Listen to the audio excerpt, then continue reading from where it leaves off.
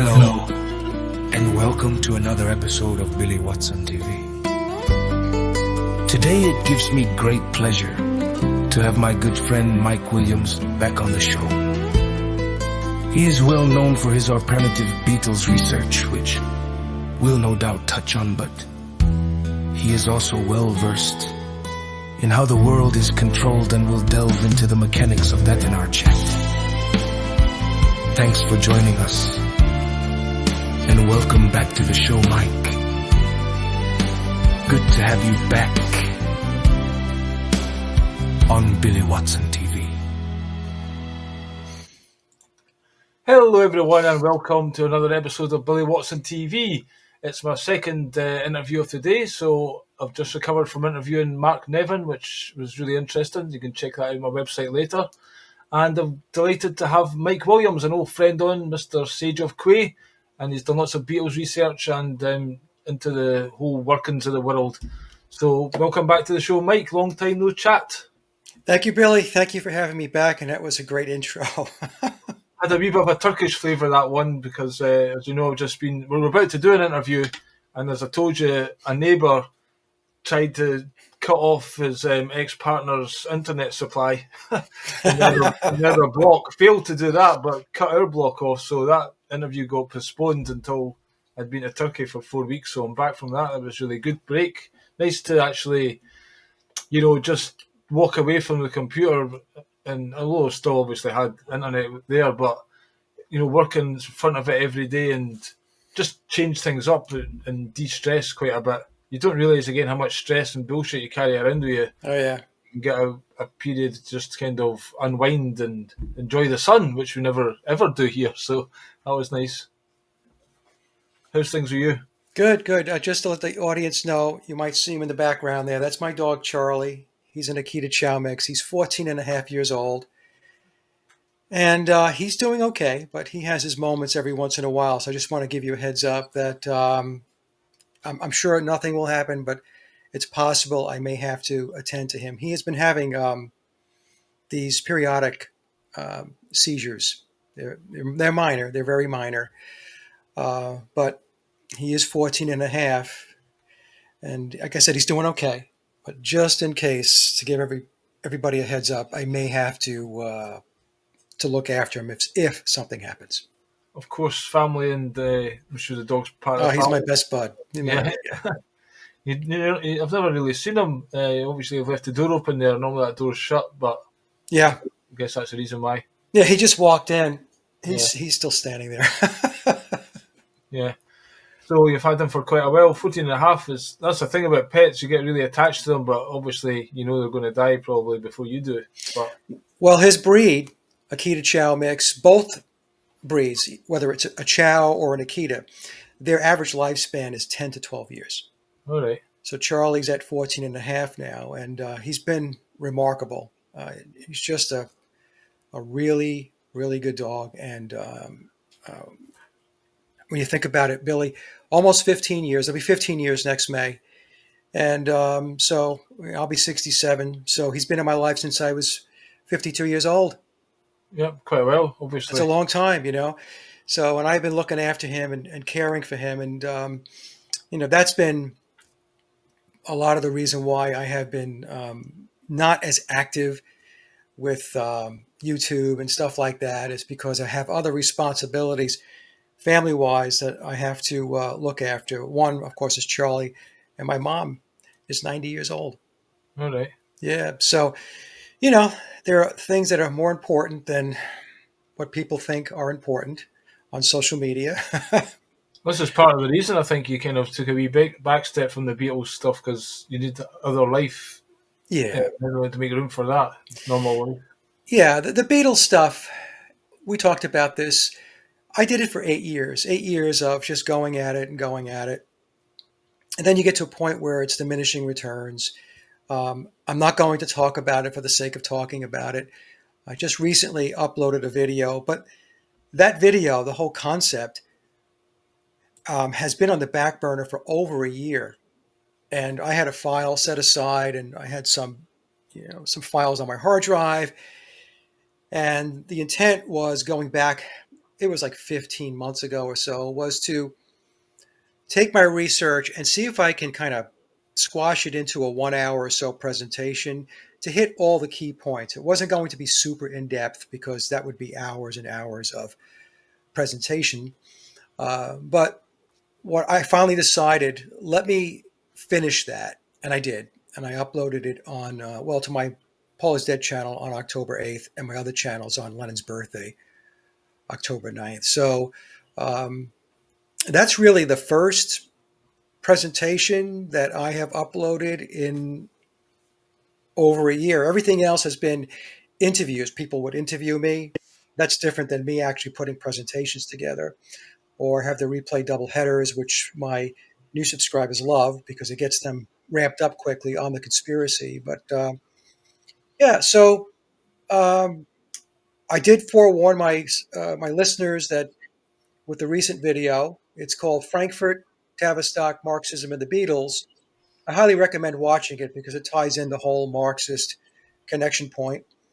Um, yeah, with that video, I up front my splash screen said, "This is not my re-entry Yeah. into the research. It's just something that was, like I said, sitting on the back burner, and I felt okay. Let's just get it out."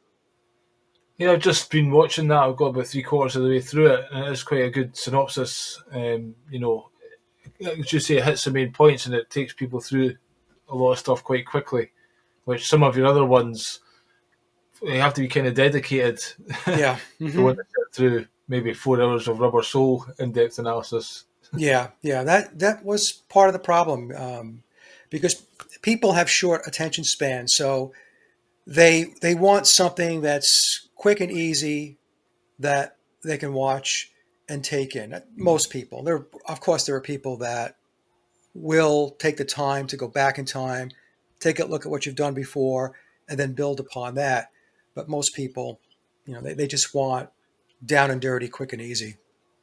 Yeah, when we arranged the chat the first time, you said there was a few things that you wanted to touch on. I'm not sure if you picked up on these in the presentation, but No, yeah. Oh, yeah, I forgot all about that. I'll just remind you of what you wrote. The Oh, first, what were they? There were three things that number people one was the say. Beatles didn't write any of their music. Basically, you're saying three things that people say you said about the Beatles but never did.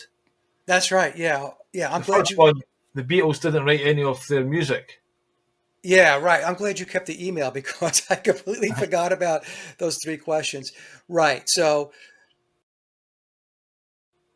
every once in a while, when I'm perusing and I see people talking about the Beatles or there's videos, it's interesting. I'm seeing more videos now where and people who are talking about the Beatles conspiracy and Paul is dead, and they're talking about it as if um, they have come to their own revelations and stuff like that, and I can clearly see that they have lifted a lot of their material from me. Yeah, There was one person, I'm not going to say who it is or the channel, but it was kind of funny.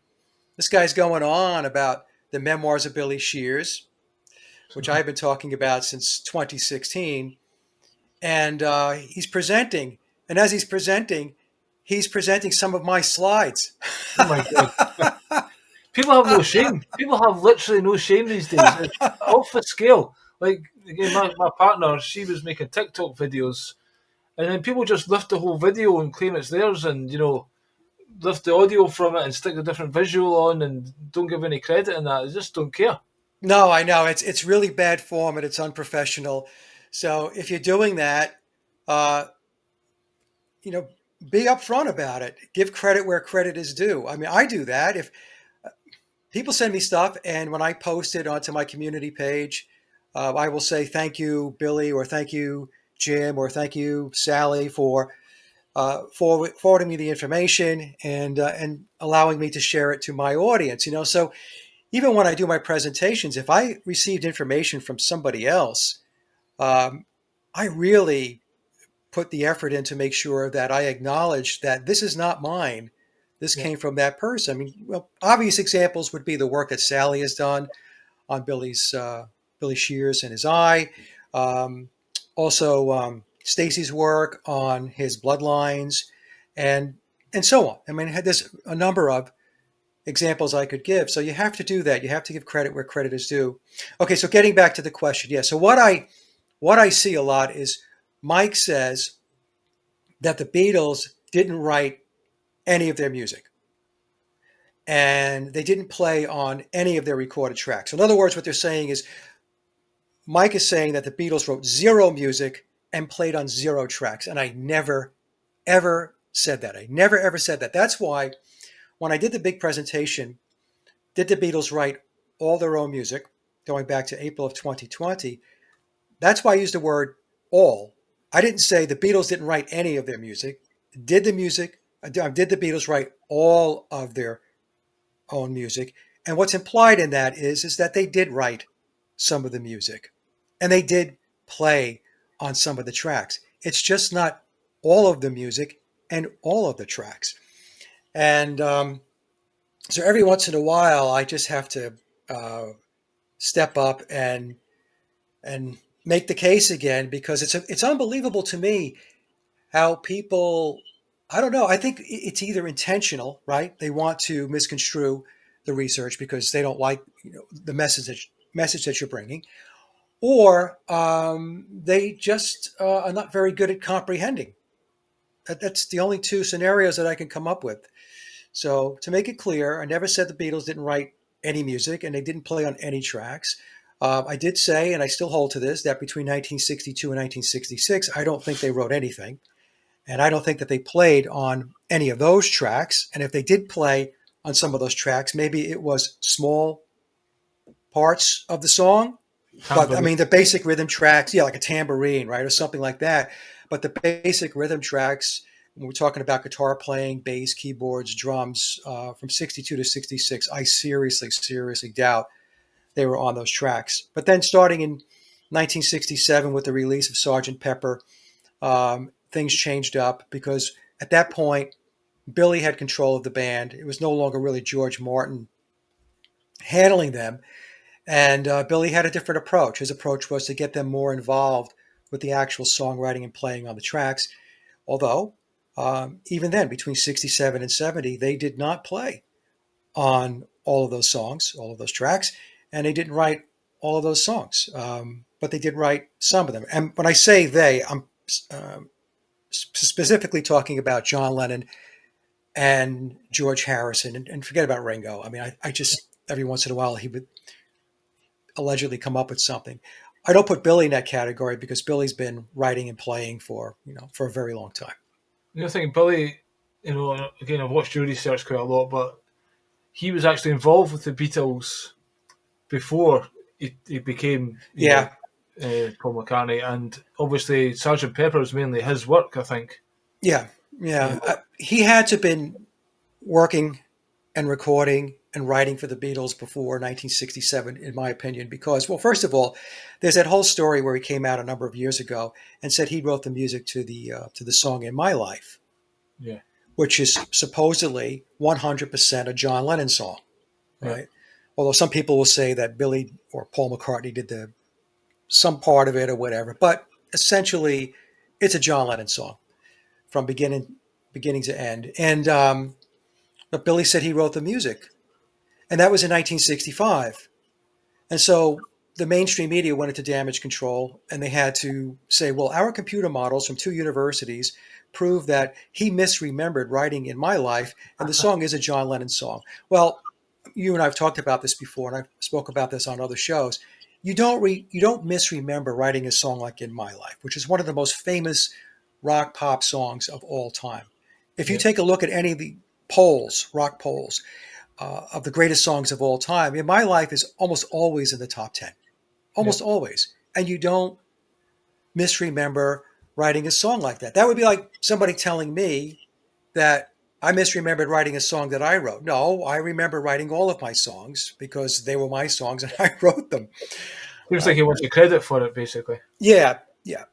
So, yeah, that's exactly where Billy's at in his life right now. He wants to have as much acknowledgement as possible for what he really was, versus being known for being a guy that died back in 1966. So everything he's done since 66 is credited to a guy that's no longer with us. And you get to a point in your life. He was born in 37 and he's 5 years older than Paul. So he's 88 now.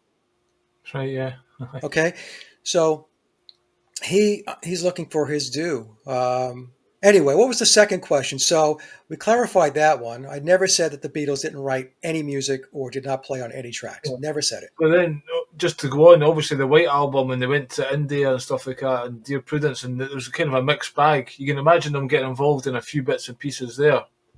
Yeah, I mean, you could tell the tracks where they're playing on because the skill level and the articulation or the crispness of the playing is not what it was when you go back to the 62 to 66 period. So when you listen to the guitar playing and the drumming back during the early period, it shifts up drastically in the later period.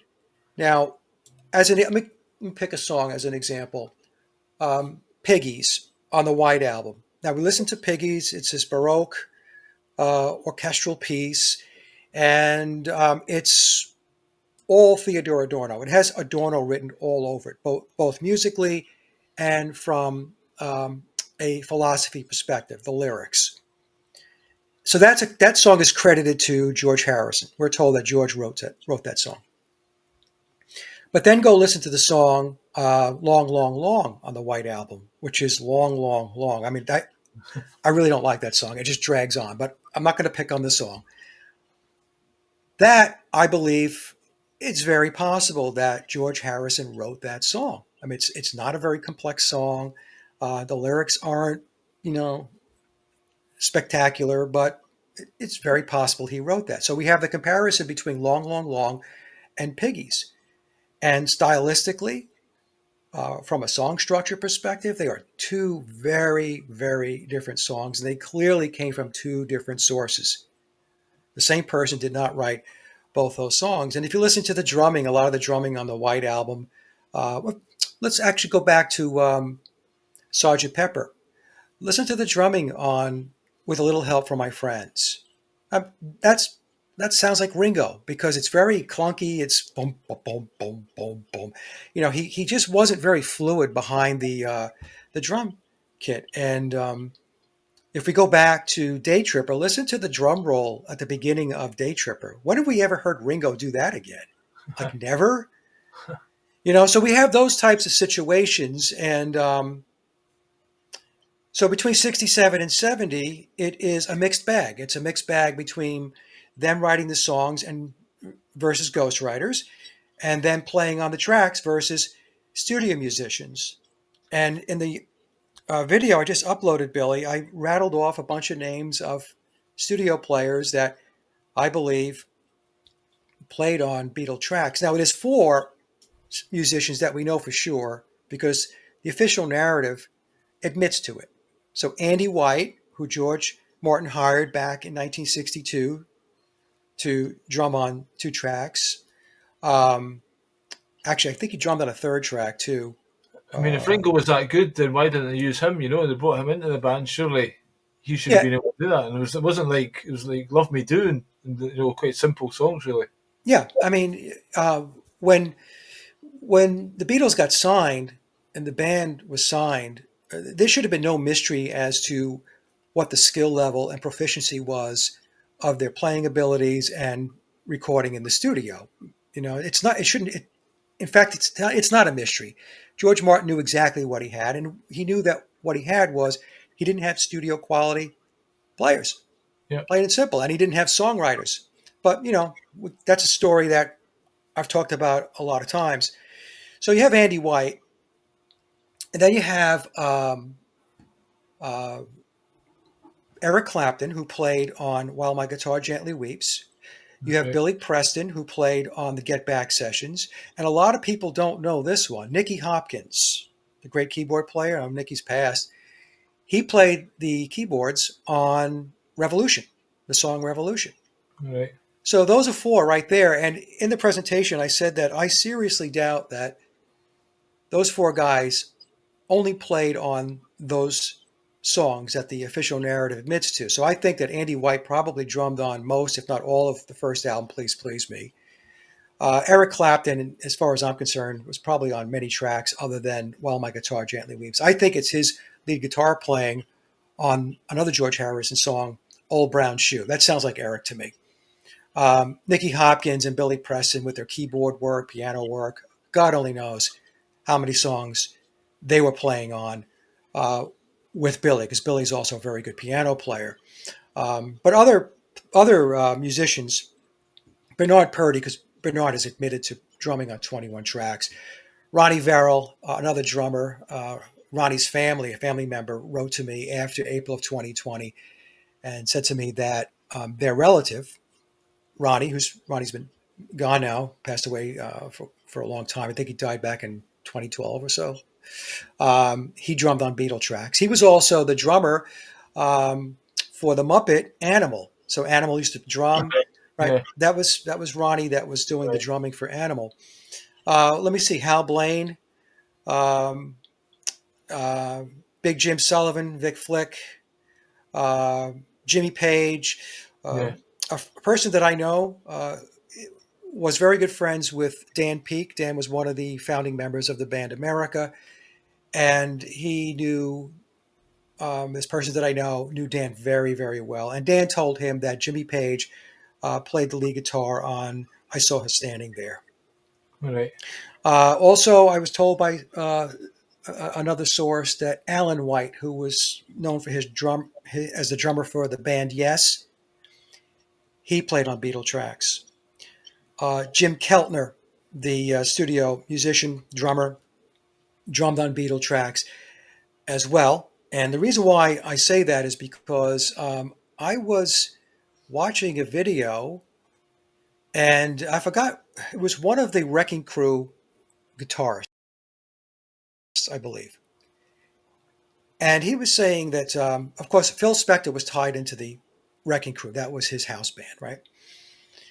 And when they were recording, Jim Keltner was drumming, and Phil Spector kept referring to him as Ringo Right.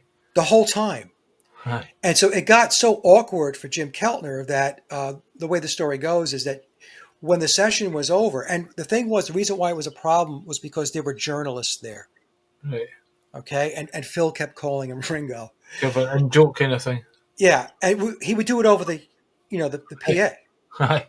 So, hey, Ringo, can you do this?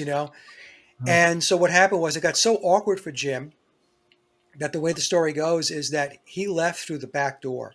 Like he would not go through the main entrance because he didn't want to have to answer any possible questions from journalists who would say, why was he calling you Ringo?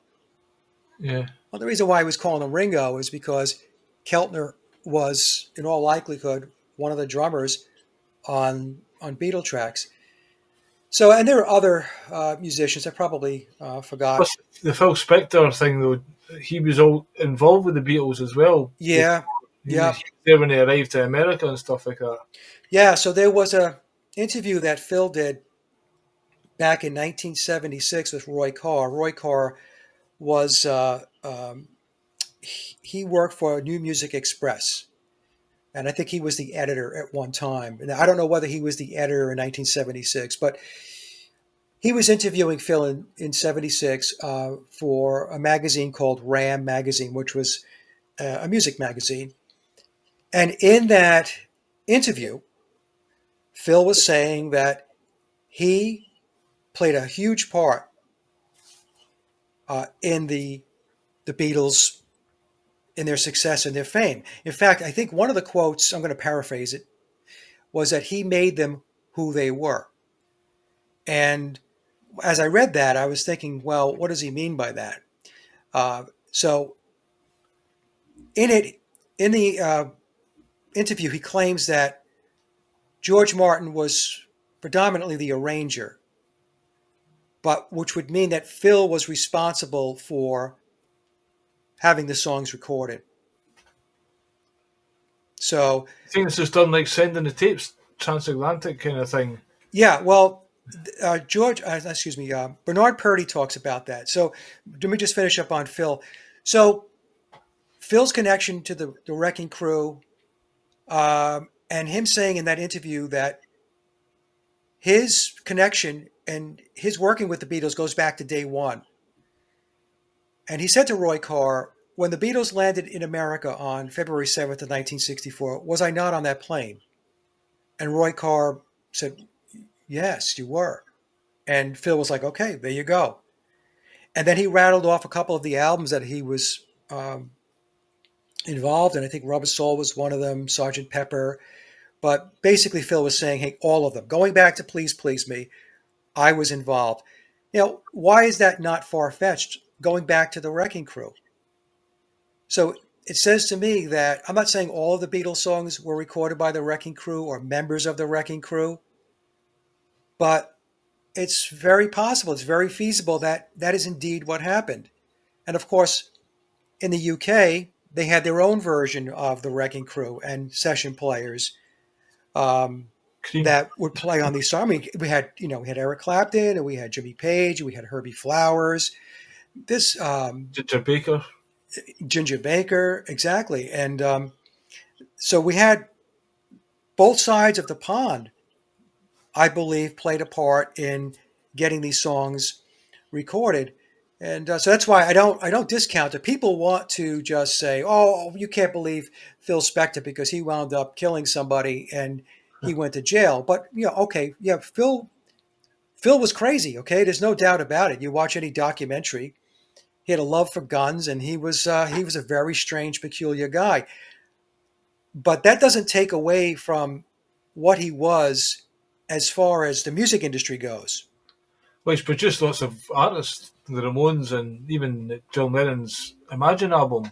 So Yes, he did a lot of work with the Beatles, George Harrison and John Lennon post the Beatles breakup, yeah, and so of there's a course he connection was there.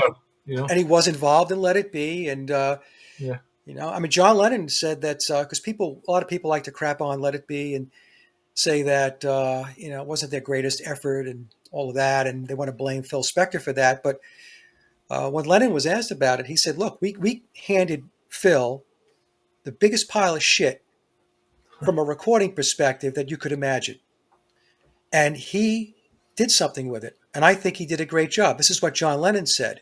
mm. So, and the story goes that the Beatles walked away from the Let It Be sessions or the Get Back sessions, and in fact, before Phil Spector was called in or asked to patch it all up and make something of it.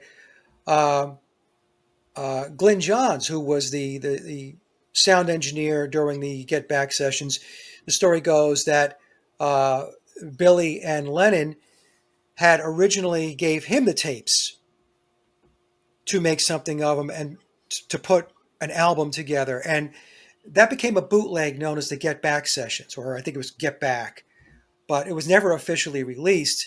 The official release came when Phil Spector got involved and uh, started putting it together. In fact, the song "I Me Mine," that is a George Harrison song. That song, I think Harrison had about 1 minute of the song, if I recall the story correctly. And it was Phil Spector who sat down and edited and Yeah. started to copy and paste to get the song to the whatever it is now, 2.5 to 3 minutes.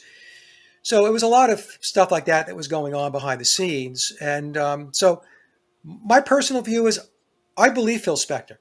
I do. I believe that in that interview that he did with Roy Carr for Ram Magazine in '76 was very, very revealing.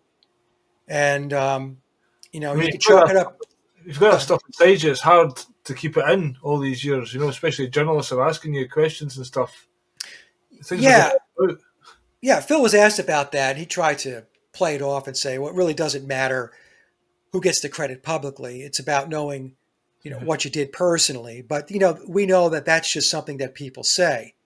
yeah, Uh, if Phil was involved in all this, think about it. He was completely pushed out of the equation because when they talked about the Beatles and from a production perspective, it always came down to George Martin or it Yeah. would come down to George Martin and Norman Smith, the engineer for the first 6 albums, or George Martin and Jeff Emmerich. And where was Phil? So after a while, you think to yourself, if you're Phil, okay, you know what? I'm going to see if I can spill the beans a little bit and push some stuff out there to see if I can get acknowledgement for what my real contribution was. So it's a very interesting story, and I talk about that in the recent presentation I just put up. I think it's like, well, Billy Shears these days, whatever, he's probably signed some secrets agreement that he can't reveal at all, but they'll let it slip in certain ways so that those reading between the lines with the back knowledge can pick it up. Yeah, that's exactly what's going on. They will put stuff out, and you have to read between the lines. See, they know that the vast majority of the fan base is completely brainwashed, Hardcore. and they just love the Cinderella story, and they love to worship, and um, that's what they're going to grab onto.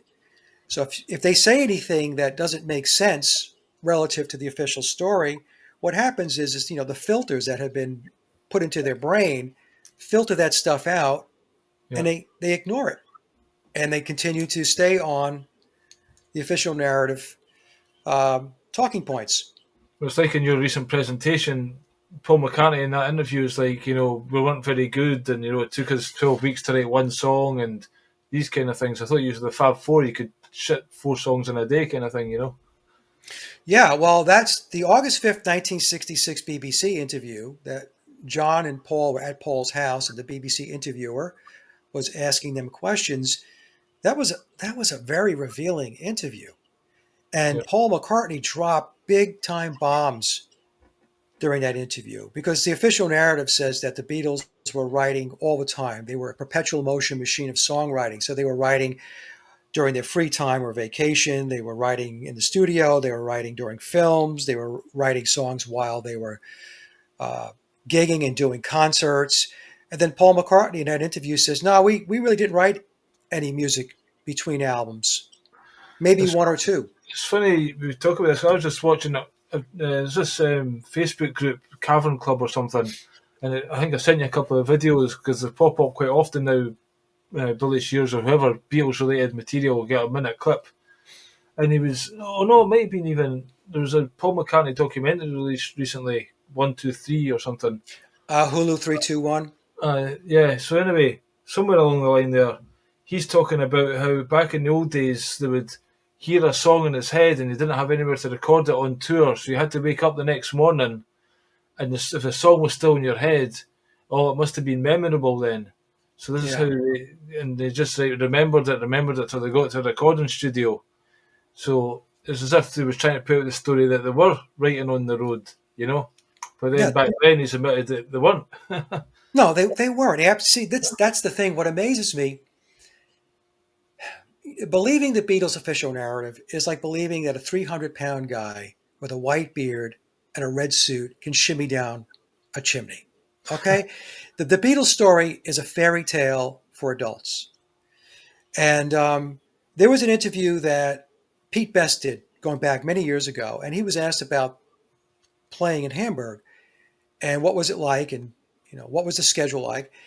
So Pete said, well, we would play 7 hours a night, then we would depart the club. They would go back to where they were hanging out, which in the early part of Hamburg, it was an old rundown cinema. And they would wake up at 3 o'clock in the afternoon, and they had to be back at the venue, back at the club by 6 p.m.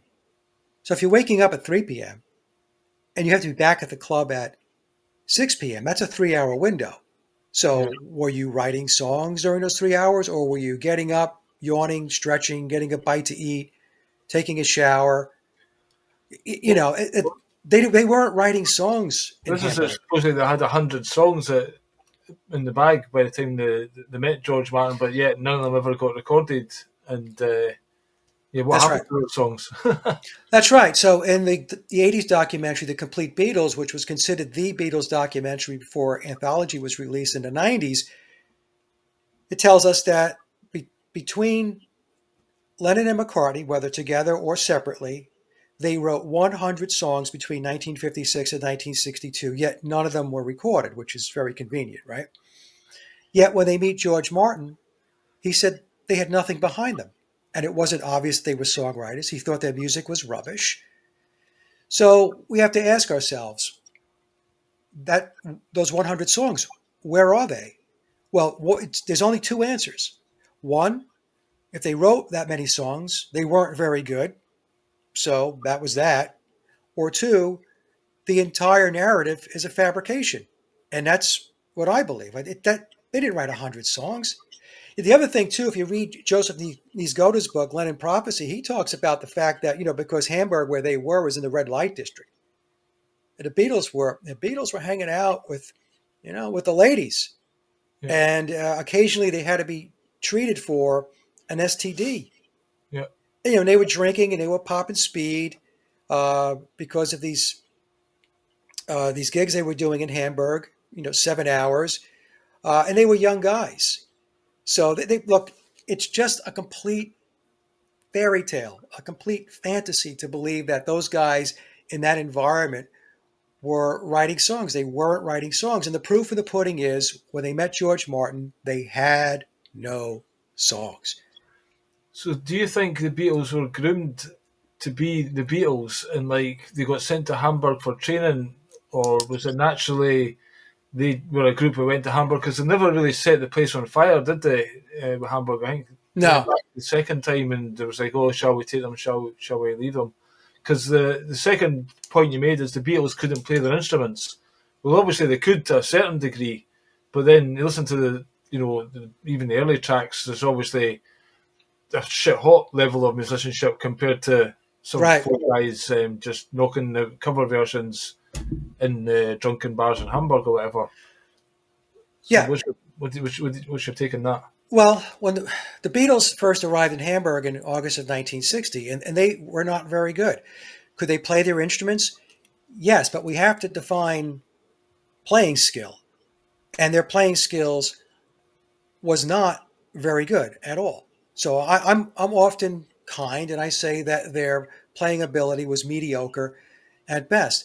And they showed absolutely zero signs of songwriting ability. So they show up in Hamburg in August of 1960. I mean, they're very below average skilled band, and they're not songwriters. And in Joseph Niezgoda's book, Lenin Prophecy, going back to Joseph's book, he said when they departed Hamburg in 1960 in December, they went home, John Lennon and Paul McCartney, dejected because nothing transpired. I mean, they were this young band, young guys. Like I said, they were in the red light district. They're playing in the club 7 hours a night. They're drinking. They're popping speed. They're hanging out with the ladies. What do you think was going to happen, right? So Hamburg, they went to Hamburg because I believe that the Beatles were in a program, and Hamburg was boot camp. So it was to take these four guys that were identified early on. How early, I don't know. In the presentation I just put up, I touch on it a little bit. We have to take a look at the family dynamics, especially between John Lennon and Paul McCartney. So you know, Billy, as well as I do, that when you take a look at people who wind up in programs, typically the family dynamic is dysfunctional. There is a parent that's not there anymore. Many times it's the mother. Sometimes it could be the father. Sometimes it's both parents. So there's a dynamic that is not normal in the family situation. So if we take a look at John Lennon, Lennon lost his mother at 17. His father was Freddie, was nowhere to be found. So he was raised by his Aunt Mimi. And the stories about Lennon and his disposition, this is not me saying this. This is well documented in mainstream books about the Beatles. He was an angry guy, and he had a chip on his shoulder. And, that was who John Lennon was. Quite a frictional relationship with Aunt Mimi. She was trying to control, and he was rebelling. Yes. And also in Niezgoda's book, he says that Lennon had, even back then, he had he had a dislike for Christianity. Okay, so that's Lennon. So we have this guy that's grappling with anger issues and all that, and then we have Paul McCartney, who lost his mother at 14 years old, his mother Mary, and he's then raised by his father. His father, eventually got remarried. He had a stepmother, but there's very little information about both of Paul McCartney's biological parents, whether it be Mary or Jim, which I find personally very peculiar, very odd. So we have this guy who arguably, and some people would say it's not even an argument, is the most famous musician, quote, excuse me, slash entertainer in the world. Very, very well known. Yet there's no backstory and there's no information on his parents. But all we know about his father is that he had a little jazz band that he played in, and he had two jobs, one of which he worked a lathe machine. But that's pretty much it. And why is it just that? In fact, if you go to Paul McCartney's Wikipedia page, they talk about his parents. There's no hyperlink for his mother or his father. Right. They have a hyperlink for everything else, but not for his mother and father. So what that tells me, and this, of course, this is speculation. This is telling me that there's something about the McCartney family structure that is not right. That's off. And I have suspected that his father was probably his handler and groomer from early on. Now, it tells us that Charlie's right here. In memoirs, it tells us that Paul was, raised Catholic, but his father wanted him to move away from Catholicism, from Christianity. And the reason for that is because his father knew that where he was going, what they were grooming him for, was going to be an anti-Christian position. Yeah. So so what that tells us is, again, if this stuff is true, all right, well, we're never going to know for sure because, like I said, there's no information on Jim McCartney. Nobody's ever written a book about him, a biography. But in my view, between him, McCartney, and Lennon and their family backgrounds, something is off.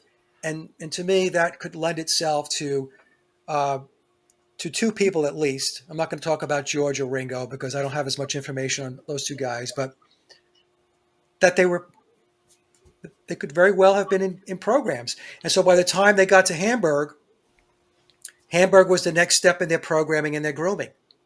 I find it interesting, that's will be the case what you said, but if obviously the father knew what Paul was destined to do, I wonder if he knew about the sacrificial aspect to it. And also, when Billy Shears came back for the party, there's a video and it just looks, like he is not even the black sheep of the family. He's a red horse or something. He's just not part of that family, but they've got the cameras on and they're trying to pretend that he is. So why wouldn't his father be put on more of a show if he was fully in the plan? Obviously he must have let them in somehow. Yeah, I think Jim McCartney was Freemason. I'll just cut to the chase. That's what I believe. And, all of this stuff, Billy, as you know, is compartmentalized. So I'm not saying Jim had the big picture. Jim had a part of the picture that he was allowed to know in which to operate within. And I think it's possible that his job was to groom his son, handle him, and bring him along until Paul got to the next bus stop where somebody else would pick him up and wind up, picking up the grooming and the training and the handling. So that's what I think. And also, Paul McCartney, Billy, but we'll say Paul McCartney, did not attend Jim McCartney's funeral back in 1976. Now, the reason for that, given, is that his stepmother, Jim's second wife, said, well, if you come, it's going to be disruptive because your presence because of who you are, this and that and all that. And Billy had a tour coming up. But in the presentation, I don't know if you got to that part. I said, well, it seems to me that if your parent died, especially when you allegedly loved that parent and you had a lot of praise for them, which Billy did do with regard to Jim McCartney, that you would postpone the start of the tour for maybe a day or two or whatever because of a family death. And there are ways to pay your respects without showing up with fanfare. I mean, you sneak in, right? Yeah. You do what you've got to You do. walk off. I mean, come on. I mean, this is not hard stuff. You and I could figure this out.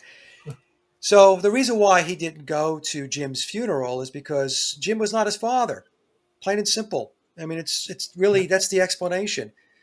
So, as we're talking about this and people are listening, you can gather that there's a lot of crazy stuff that's embedded in this whole Beatles backstory.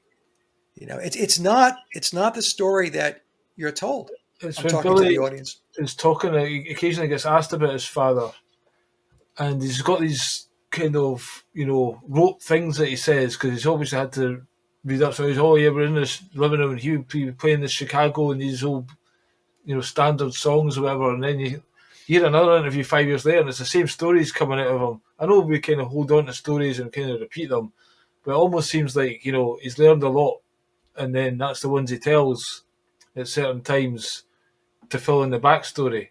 Right. Do you know what I mean? Right. Well, in memoirs, it explains that in the beginning, Billy was tutored on Paul's history. Yeah. But there's only so much you can tutor somebody about somebody's life. And it gets to the point, it's admitted in the book, where he says that I started making stuff up. I just started making stories up. And I found that I could say just about anything and nobody would question me. They would just accept it at face value. So that's where, it went from being schooled on as much of Paul's backstory that he could possibly be schooled on to, all right, well, I can't possibly know everything, so I'll just make shit up. And nobody else knows it anyway. And Right. probably drop in a few clues just because he's got that perverse kind of sense of humour or whatever it is, I think he likes to do that, drop in, as you say, masterfully speaking, Yeah. to say a few things without actually saying it. Yeah. I mean, he masterfully speaks all the time. And the best one probably of all time was the David Letterman show back in 2009. I mean, come on. So anyway, I derailed you there, Billy. So going back to the questions, was another one. What was the other The second one within the Beatles couldn't play their instruments, so we kind of touched on that just by them going to Hamburg. They were playing a bit, but then see when they became famous and they had the amazing singles, whatever, and they're still touring. Do you think there was a backing band behind the curtain there and they were miming? Because again, we've seen George Harrison do that and he lift his hand up and the guitar solo is still going. Yeah. So let me just remind me to go back to that. Let me just say first about the Beatles' ability to play the instruments. The objective of the training, that the boot camp in Hamburg and all the gigging that they were doing in 1961, starting in January throughout the entire year, the Beatles did a gig 62% of the year. So 62% of the number of days in a year, so 250 days out of 365 days, the Beatles were doing some kind of live gig. Now, we have to keep in mind that this is a band that in the previous year, between August and December of 1960, I mean, it was nothing happened. Zero happened. So we have to ask the question, well, if a band that is not very good, has no resume, is not well known. In fact, their reputation is that of not a very good band at all. Who's booking them? Why are these clubs booking them? Yeah. Right. So that's when we start to see that it has to be some kind of machine behind them. Now, Hamburg and all that playing going back to 1961, playing almost 2/3 of the year, doing live gigs, was about getting their playing abilities to the point where they were competent enough to be able to take the songs that they were going to be taught on the road. That's what it was about. It was about getting them to a level of competency where they could play the songs that they were taught to take out on the world stage once Beatlemania kicked off. What they were doing in Hamburg had nothing to do with getting them to the point where they were so skilled that they would be at studio musician levels and that they would actually be in the studio laying down the recordings.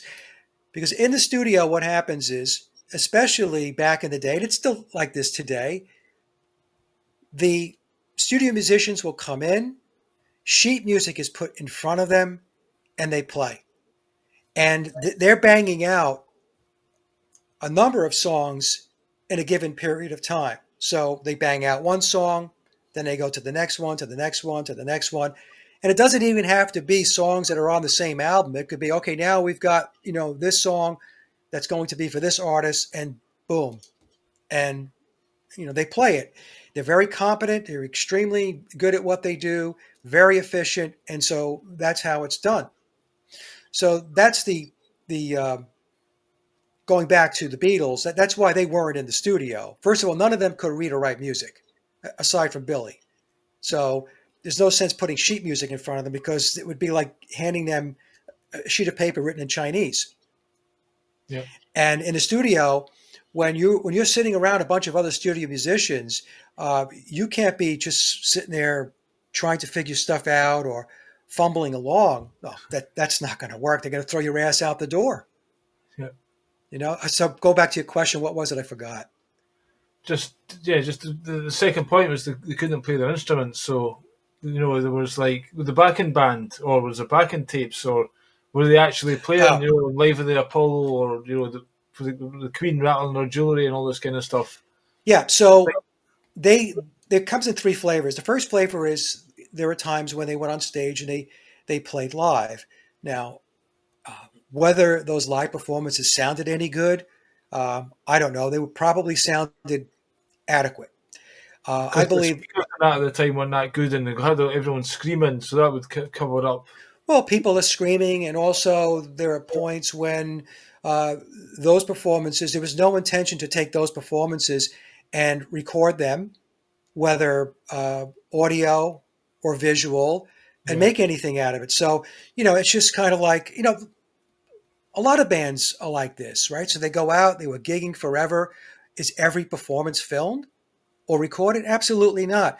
So I think a lot of those performances, they just were blank sheets of paper from the standpoint of recording and filming, because the intention was not to film them. The intention was to get them competent enough to be able to play songs that they were going to be fed later on. Now, other times once things evolved and they started to get traction and they were becoming more well known, then what happened was they would be playing to backing tracks. Right. So if it were larger venues and these venues had a high level profile as far as audience reach, then they played to backing tracks. And this is not uncommon. This is the other thing. People think it's heresy to say this, especially when you're talking about the Beatles, but performances on television and playing to backing tracks that's just the way it was done. So people want to argue with me that when the Beatles were on the Ed Sullivan Show, they played live. I said, absolutely not. They did not play live. Do you think for 1 second that the Beatles handlers were going to put them on the Ed Sullivan Show, which was it was the show, right, variety and entertainment show back in the day?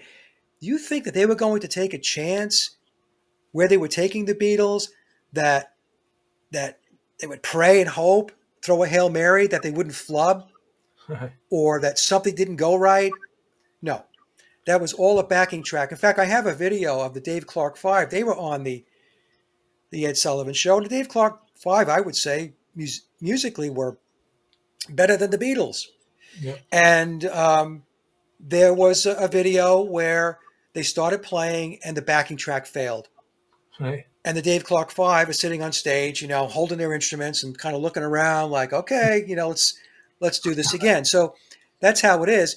And then we have situations where the Beatles, as an example, when they played at Shea Stadium, where they performed at Shea Stadium to a screaming crowd. It's to your point. It doesn't matter how good or how poorly you play when you're at Shea Stadium with 50,000 screaming people, because nobody can hear you anyway.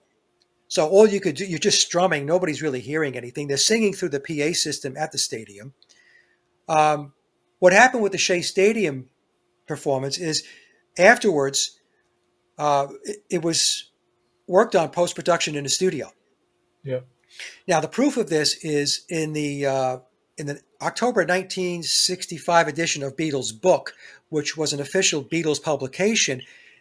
Brian Epstein talked about the fact that the Beatles had to go back into the studio and dub the vocals because of the noise level at Shea Stadium. Here's the problem with what Brian said. First of all, he's correct. Because of the noise level and the noise bleed, there's no way you could have gotten clean vocals. But other instruments, aside from the vocals, were mic'd on the stage. So if the noise level was at a point where it was impeding a clear recording of the vocals, then it was also going to be a problem for the guitars, the bass, the drums, and anything else that was mic'd on stage and wasn't going direct line into the mixer. So that tells me that the entire Shea Stadium performance, when people watch it on YouTube, that is not the performance that you heard if you were there. Yeah. What you're watching and listening to is a post-production enhanced video. A listener of mine, very astute, he was comparing two Beatles concerts from 1966. One was Dodger Stadium, and I think the other one was Candlestick Park. And he found that what the Beatles did, but what the Beatles machine did was to lay in an actual backing track into both those concerts. And the playing was identical. Right. Identical. Now, here's the thing, too. If you're playing live, the possibility that you're going to get a song played identically is pretty much impossible. Even if you don't make a mistake or there's no different way of doing the chord changes, or maybe Ringo drummed a different fill or whatever. Let's just say everything else was mapped perfectly between the two concerts. The problem is the beats per minute, is the tempo. Yeah. So the probability that you can play a song at an average of 120 beats per minute in one concert and then have it 120 beats per minute in the second concert is highly unlikely. Highly unlikely, because during a live performance, what happens is, unless you have a super, super tight band, like studio players that are just like, they are in the pocket, they're on the beat, the band has a tendency to speed up, slow down, speed up, slow down. In fact, Billy talked about this in an interview we did with George Martin in a documentary called Produced by George Martin. And Billy specifically called Ringo out for doing that he would speed up Right. when they were playing. So that's the other thing. So backing tracks, and also there were situations where there were ringers or studio musicians playing backstage. Yeah. Right, and we saw that with their concert in Japan in 1966, Budokan. And you mentioned they raised their hand, and that was George Harrison. He was waving to somebody. He was playing "If I Needed Someone," and he's raising his hand, and yet the guitar is still playing. And the best one was during that Budokan concert footage is Day Tripper. So Day Tripper begins, and neither George nor John are playing the riff, and then they catch up. Yeah. Oh, supposed to be playing.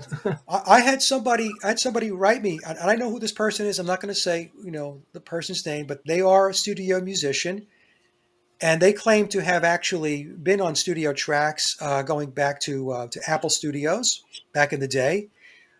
And this person told me that he used to do that work, not for the Beatles, he said, but for other bands. He would be hired to play backstage or off stage Aye. and actually play the guitar parts while he said his words were something to the effect, the pretty faces Yeah. were miming on stage. Aye. I had another guy write me, and I think he played for Dave Mason. Don't quote me on that, but he said that his father, I should say, not him, but his father, and he told me that his father did exactly that for a concert for the Beatles, and he was a drummer, so he was backstage doing Ringo's parts, and Ringo was miming.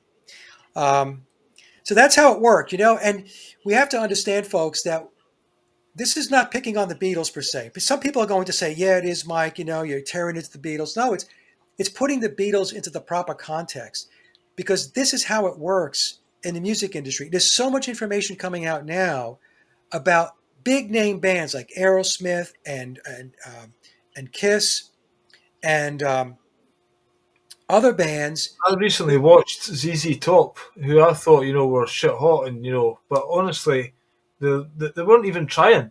It was Yeah, like so unbelievably lackluster fucking miming going on, and it was just obvious it was miming, and it was just like you could at least put some effort into it. It was like they couldn't be arsed, or just what I mean. It was mind boggling to actually witness it. yeah. I mean, they're using backing tracks, Motley Crue, and this has been going on for a very, very long time.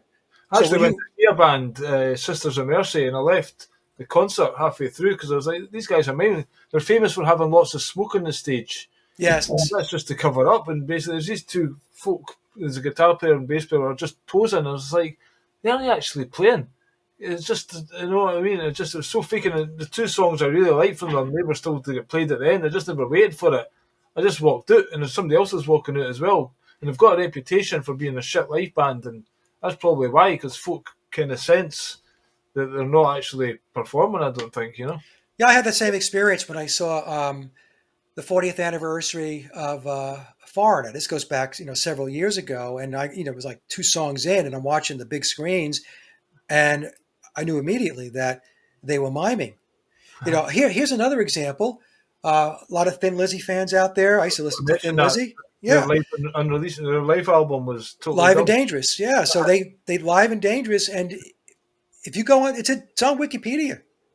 This is not like a mystery. One live album of the year. It was Tony Visconti, their producer, said that 75% of the album was redone in the studio. And he said it had to get done in order to present a professional band to the audience. So going back to my point, Billy, I'm not crapping on the Beatles. I'm putting them within the proper context of how the industry operates, how they work. Well, Not a whole lot has changed. they released an album. I can remember my friend way back in the day having the Shea Stadium Beatles vinyl. So they couldn't release that in its obviously basic recorded version. So they wanted to put it out. And that John Lennon recently was talking about it was a happening because he kind of knew, I think, it was shit. So he said that was just a happening. But yeah, if they want to get a product to make money, Shea Stadium, famous Beatles concert, well, they need to be shit hot to sell Yeah, it. yeah, yeah. Let's. I mean, look, bands are a product. Yeah. Okay, they're selling a product to us, and you're going to make sure that product is as buffed up and polished up as it can possibly be, so that you buy it, so that you Yeah. buy their merch, so you buy It's their like a music. glass with lots of holes in it. Well, you better patch the holes up so it doesn't. Right. Now we had the last question. I think had to do with Adorno. Yes. Yeah, Theodore Adorno wrote all of their music. Yeah. Okay. So this one really gets under my skin because there was stuff on the internet going back years ago that claimed that Theodore Adorno wrote all of the Beatles' music. And this actually was sourced from John Coleman's book, The Committee of 300, because this is a claim that Coleman made. And although I respect John Coleman's work, when he talks about the deep state, and people want to disagree with me, I always say, well, tell me where John Coleman got it wrong as far as how the deep state operates. We're talking about the control system. Yeah. Okay, he didn't get it wrong. He was 100% right. But when he talked about Adorno in the Frankfurt School, and he said that Adorno wrote all of their music, I disagreed with him. And I spell this out going back to my big presentation, Did the Beatles Write All Their Own Music, in April of 2020. I very, very diligently explain why it is I disagreed with this. And one of the reasons was because Adorno was doing other stuff. His books were being written, he was doing TV appearances, and he was doing all his strategizing with his Frankfurt cohorts and all of this. So I thought, okay, well, the possibility that, and he is a skilled composer. Okay. So, but I thought, well, the possibility that this guy was sitting down and he was writing every song of the Beatles, I found to be highly unlikely. And so I'm going to explain again how I believe this worked. I believe that Adorno was indeed involved in the Beatles. So he was the major stakeholder representing the ideology of the Frankfurt School and Tavistock. So we'll just roll it in under Tavistock for the sake of argument.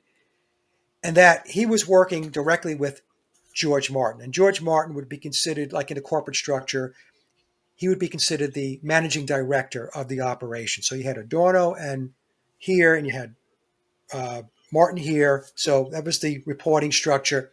And then below that, I suspect the way it worked was there were probably a half dozen, maybe 6 crack songwriters from the Tavistock EMI staff that were dedicated to the Beatles' music. And of that half a dozen group of people, let's say half of them were responsible for writing, quote, John Lennon style music, and the other half was responsible for writing Paul McCartney style music. Now, that doesn't mean that Adorno and George Martin were not also writing songs. My point is that I highly doubt that Theodore Adorno wrote all of their music. That's a very bold statement to make. Yeah. Okay, so that's how I think it worked. There was an operation that had its songwriters, and it had 2 guys that were managing the operation, Adorno and George Martin. And I suspect that we could put Phil Spector into that mix as well. So Spector would be more from the operational aspect of getting the songs recorded. Engineer. If he was involved. Yeah, he would be kind of he would be also be producing, but in all likelihood, the final say as far as production went to George Martin. Spector admits that Martin was arranging the music; he was responsible for that. But I think Phil, again, if Phil was involved, and I believe that it's likely that he was, his job was to get the songs recorded, to get the players in, and get the songs recorded. And for people who want to question whether tapes can be shipped back and forth, Bernard Purdy explained it. Bernard Purdy said he drummed on 21 Beatle tracks, and Bernard did drum on 21 tracks. It wasn't the Tony Sheridan tracks. He drummed on both.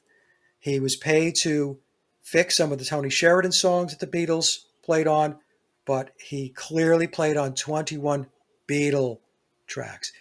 And Bernard explained that he did the fixing, the drumming overdubs, at Capitol Studios in New York City. And which means that tapes were sent over. I was also told by somebody in the industry that the whole story about the Beatles only having access to 2-track machines, EMI Parlophone, he said that story is not true. He said that back in the day, they clearly had at least 4-track capabilities. Also, when I explained that Bernard did his fixing or his overdubbing at Capitol Studios, which was owned by EMI, by the way. Capitol was owned by EMI. Somebody in the comment section said there was no Capitol Studios in New York City. And I think to myself, why don't people research something before they type something out? So to be able to figure out whether Capitol Studios actually existed in the 1960s, the early 1960s, is a very simple process. I mean, you just do a search on it and boom, it pops up. By the mid to, let's say, 1966 period, it was being phased out. But when Bernard was doing the overdubbing back, let's say 1963, maybe going into 64, Capitol Studios was clearly in operation in New York City. And in one interview, Bernard said that the drumming that he did was the first 3 albums. So that would be Please Please Me, which I think Andy White probably drummed on most of that. He said 21 songs. So that would mean that with the Beatles, Bernard had a big part in that, and also A Hard Day's Night. So that would mean that Bernard was probably all over A Hard Day's Night. And that's not to say that he didn't drum on other songs later on, but I recall in one interview he mentioned the first 3 albums. Yeah, it kind of makes me think a little bit. This fixing thing, like when the Stones recorded Exile in France, I seen a documentary where kind of it went to America for final production or whatever, and I think there's probably fixing. They've got scraps of songs and ideas or whatever. I don't know. It's obviously a thing in the business, isn't it? This to fix stuff. Yeah. So it probably went to these types of studios with these musicians to, make them professional, basically. Billy, I fix my own stuff. This is what you have to not you. I'm talking to the audience. This is what you have to understand, is that here's an example, right? So because I'm doing this at home, I have an Alesis SR18 drum machine, and I have to program it to put the drum patterns in. So there have been times when I did the drum pattern, and I'm thinking, okay, this is it. And then I start to lay down the guitar tracks, the bass, the keyboards, and all that stuff. And as the song is coming together, I think to myself, the drums probably should do this here versus what I have. So what do I have to do? I have to go back and reprogram the drum machine. I have to sync it up and put down new drum patterns. So this happens all the time. It also happens if you lay a guitar part down, and let's say the guitar part is good, but you don't like the tone. You think the tone could be brighter. There's nothing wrong with the way it was played, but you're just not liking the way it's coming across in playback. So what happens? You go back and you fix it, which means you go back and you re-record it, you overdub a new guitar track, and you change the brightness based upon when you're playing an acoustic guitar. It depends upon where the microphone is positioned between the sound hole and the 12th fret. Yeah. So this is not like mysterious, weird stuff. This is what gets done. People have got 2 weeks in a studio. They go in there and do what they can. 2 weeks is finished. They've got something almost like demos or, right. a good version of it, but needs something to take it up that next level. So send it to that guy. He can fix it. Comes back ready to be produced and sold. Yeah. What happens is the producer has the final say. Yeah. Unless the band is really high-powered, A-list, been in the business a long time, it's the producer. That's why you have a producer. So the producer will listen to the tracks, listen to the song, and then say, okay, that's not working. It needs to sound like this. And so they call in the ringers. They call in the studio players to lay down the tracks that they want. I don't know if you're aware, there's a band Oasis who have recently reformed. So anyway, when they recorded their first album, they had at least 2 stabs at it, and the owner of Creation Records would say, "This doesn't sound like you live. It's not good enough." But they were saying, "Well, that's the best we can do. Fucking take it or leave it," kind of thing. So they ended up sending it to this other engineer or whatever, and he's turned all the dials up and everything, and he's found a way to kind of make the record what it was. But at Right. that point, the bands had washed their hands of it. Right. But he's literally the one that's made that from an album that probably would have been under the radar or became a cult thing or whatever, to literally a million selling album just by his overproduction to make it sound nothing like what had been recorded, but maybe like them live or whatever. So that's one example of something like that. I have a friend of mine who has been following my work for a long time, and I love him. He's a good guy, and he's a professional sound engineer out of Europe. And he showed me going back, I don't know, maybe 3 years ago or so, some work that he was doing where it was a band. I'm not going to say who the band is, where there was a live recording of them performing. And he showed me a before and after. This is what they sounded like before we took the tapes into the studio to enhance them. And it's amazing. Even, the audience, if they will add in audience applause, responses to enhance a portion of the song, or to make the song appear to be, it was performed in such a way that the audience went nuts. They went wild. It's all showbiz. Yeah. It's all show business. And the Beatles were not exempt from this. And and when I do talk about it, people get very agitated, as the Beatle fans, because they want to believe the Cinderella story. They want to believe that the Beatles were the exception to every rule, and they were not. The last point you made was, you said, "And remind me to pull up a critique of the Beatles by the great jazz artist Charles Mingus." Yes. Okay. So let me pull that up real quick. I've got that. Bear with me 1 second, Billy. Okay. Okay. So I think this is it.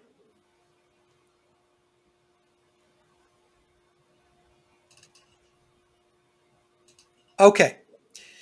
So Charles Mingus is considered one of the great jazz musicians of all time. He's been dead a long time. Unfortunately for him, this is what the article says: the mainstream popularity of jazz was in deep decline at the same time as the Beatles were shooting for fame. So he went on to say that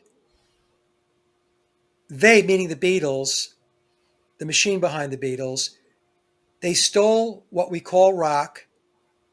So in other words, he's saying that rock lifted from the jazz musicians and the R&B musicians. They studied it, not the Beatles. He says the Beatles didn't do this.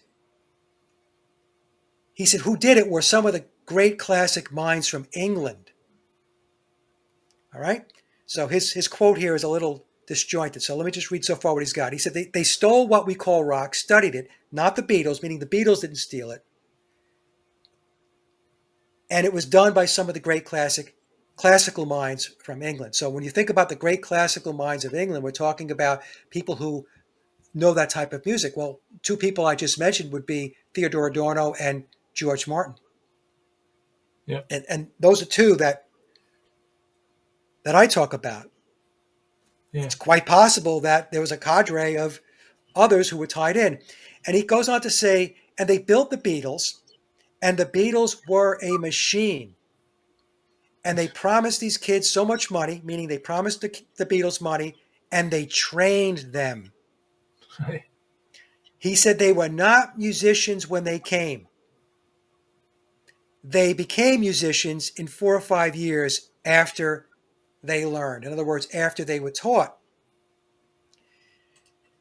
So this is very interesting because Charles Mingus was saying what I'm saying way before I ever said it.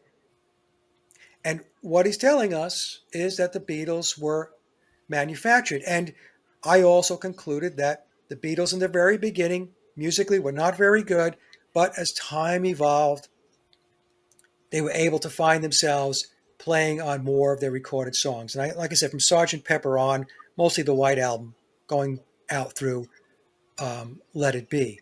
But this is Charles Mingus, and for anybody who wants to take a look at who he was, um, look him up on Wikipedia. We're not talking about a guy who's a schlep. We're talking about a great, great jazz musician, Yeah, and that was his. That was his take. I was going to mention there's quite a few Beatles songs, maybe towards the end, especially Hey Jude and stuff like that. That was lifted from like Italian opera, or you can pick up. Hey Jude, Was it Hey Jude? Yeah, Yesterday, yeah. So obviously Italian Neapolitan songs. somebody who knows that stuff, you Right. wouldn't imagine these four guys from Liverpool are studying that. So you know what I mean? They've taken those songs and maybe even Billy. I don't know, but there's Well, been that's why Billy, in the narrative, they have to cover that angle of it, and the narrative will say that Paul McCartney, he would visit Brian Epstein, and Paul really enjoyed listening to classical music. right. Okay. Bullshit. Okay, I mean that guy, he wasn't listening to classical music, but that's inserted into the narrative because otherwise people would say, "Well, Eleanor Rigby, how'd that come about? For no one?" All of these songs you could start to bring into the equation and say, well, okay, so a guy that was like, I don't know, 22, 23, 24 years old, Right. he had the musical ability, inclinations to put these songs together. Oh no, well, he wrote them on guitar and then George Martin did the arrangement and all this stuff. And, I mean, that it just becomes very convoluted. I mean, it's Occam's razor. What's the most reasonable explanation? The most reasonable explanation is the person who wrote those songs and put them together is somebody who understands that style and genre of music. I mean, It's that's like how I look at it. when that guy was sitting on the piano beside George Martin talking about Blackbird Howard Goodall. and saying, like, how did he do this? And you could see George Martin going, shut the fuck up. That was Howard Goodall. And I can't believe that interview, that's in the documentary produced by George Martin. So what Billy's talking about is Howard Goodall, who is a composer himself and extremely competent and skilled and accomplished. And he's sitting at the piano and he asks George Martin to sit next to him and he's asking George Martin about these songs. Like, the influence, the way these songs are structured. He talked about For No One and it was Blackbird. I think Yesterday was another song. Eleanor Rigby came into the discussion. And he was asking George, well, is this like your influence? Yeah. And as he's asking George this, did you notice that George also, he stiffened up like this when he got asked the question? And then as Howard Goodall continues to go on and ask about these songs and how they actually got written and who actually was putting them together, like you said, George does this. It's the Masonic hand gesture for tell no secrets. The whole time. And Howard keeps going, it's kind of humorous because it's quite clear that George Martin is saying, please stop asking me these questions. Let's move on, right? And then George Martin goes back to it's just Paul and John. It's just Paul and John. No, it's John and Paul. I mean, it wasn't me. It's like, but it was so funny the way the whole thing went down. Maybe I'll send you the clip. I have that clip. There's just so much in the story. Like when you read between the lines. It's interesting they've kept it in the documentary, though. You know what I mean? I know. I was shocked that they kept it in there. And the only thing I could think of, Billy, is that there is that balancing of the scales that Luciferians have, where they have all this deception and all of these lies, but they think that from a karma perspective, I mean, I'm not really sure it works this way, but at least in their minds, they think they're covered. If they put some truth out there and they balance the scales, then from a karmic perspective, they think they're good. Right. Like I could do all this bad shit, but then if I do good stuff and And by the way, how do you know that the scales are balanced? Who makes that determination? Aye. Right?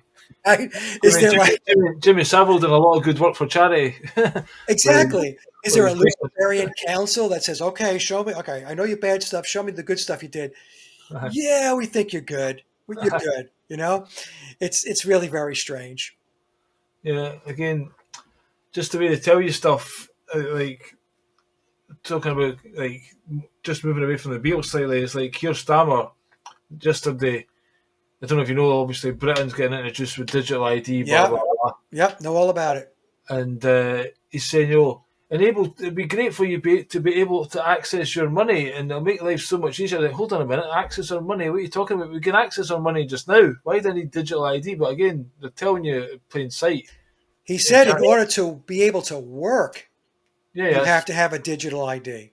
yeah. But just in a speech he made yesterday, that was his initial one. To work, to get a new job or to get a house, you're going to need digital ID. End of story. Well, who the fuck are you, mate? you know, Right. it's just like I thought you worked for us. No, is that not the illusion that we're playing here? When did this switch happen? That you're our master all of a sudden? And yeah, yesterday he was giving a talk to some people, 10 folk in front of him, and he just talked about this money issue to be able to access your money. So again, it's all coming to digital. Well, that's what they want us to believe it's coming, and so we participate in it. But they're going to make it in such a way, as they do with everything. You're not going to get a choice. He's saying it's voluntary. First of all, he's saying it's mandatory. Now it's voluntary.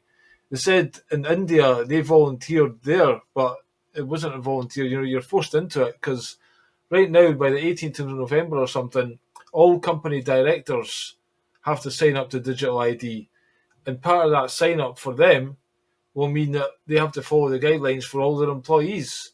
So Right. that's the next one. All your employees who want to stay in a job, never mind get a new job, they're going to say you're going to need this fucking digital ID. Now, some people are arguing, we've already got digital ID. You've got passwords and you've got an internet presence and whatever.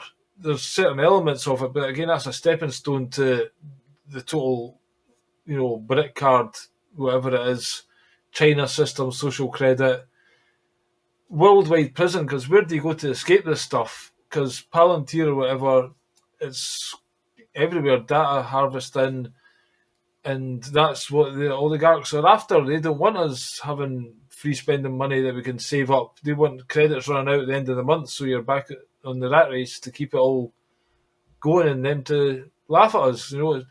Luciferianism to me, it's like Satanism. Occulted Satanism. Satanists are running the show. They're organised. We're fucking disorganised and Yep. at their mercy. And yeah, so anyway, don't get me started. No, it's okay. It's a good thing to talk about. The same thing's going to happen here, Billy. And people do say, well, we already have digital ID. It's here, it's there. But right now, exactly, it's here, it's there. It's in piece parts.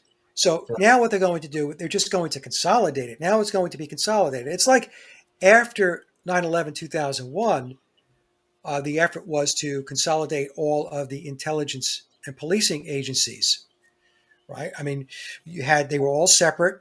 Now, that's not to say they weren't sharing information, but they weren't sharing all the information or whatever. But what they really wanted was they wanted a single database.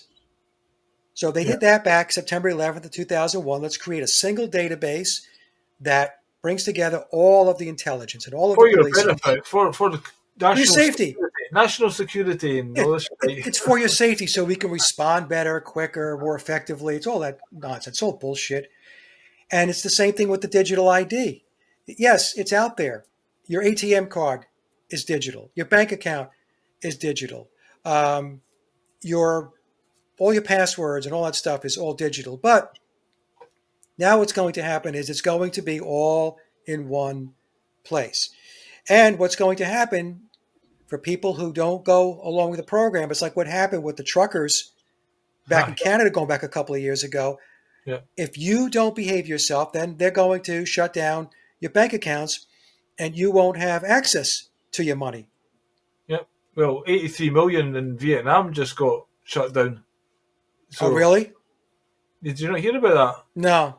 a couple of weeks ago, they literally shut down 83 million bank accounts in Vietnam and said, "Do you want access to your money, or you better sign up to the Yep. digital ID or whatever." So they've got this power. We're at their mercy. We're using their money.